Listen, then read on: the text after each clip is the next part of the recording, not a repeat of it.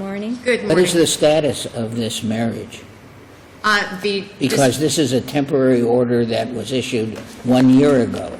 Correct. The dissolution trial, I believe, is scheduled. It has not yet been resolved. I'm sorry? The case has not yet been resolved. The case is still pending in the trial court. Has your client been making the payments required by the order? My client is now deceased,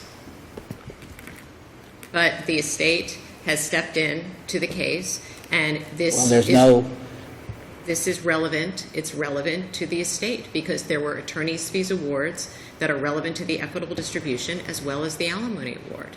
But it sort of perplexes me. I was this going to issue say is not that moot, because if he's deceased and they're not divorced, then they can fight it in probate, but it doesn't.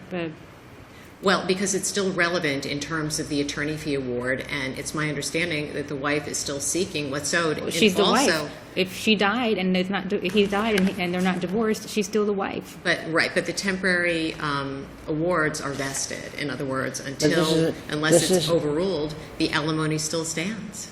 So, and they are seeking that. It doesn't matter.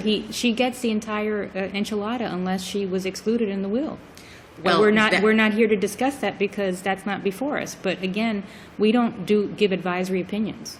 I understand, Your Honor. But the bottom line is that, and frankly, I don't know how my colleagues feel, but there should have been something in the file that told this court what the status of this case was, because in my opinion, this is an advisory case at this point.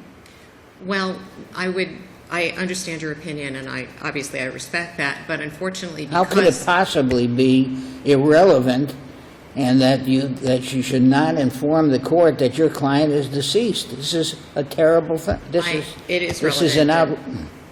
I don't want to use pejorative terms, but I think they're called for in this case.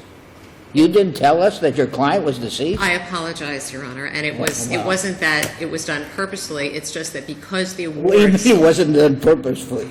Well, the award still stands, and that's the problem. It's irrelevant, Ms. Haas, because at the end of the day, unless you're divorced, she is the legal wife of this individual. And then you go to probate court and you litigate whatever monies are to be litigated in the estate between the daughters, I guess, of the first marriage and the wife. Because under statute, if there's a claim for the attorney's fees, I'm sure it will be made in the probate court.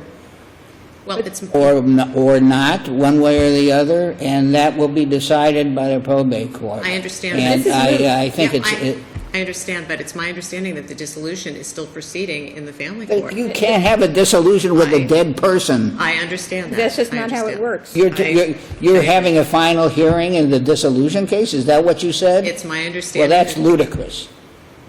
Thank you. If that happens, when it comes up here, it will get reversed, because we do not do divorces of deceased people. Yes, I don't think that we need to continue any further with this argument. Thank you to both of you.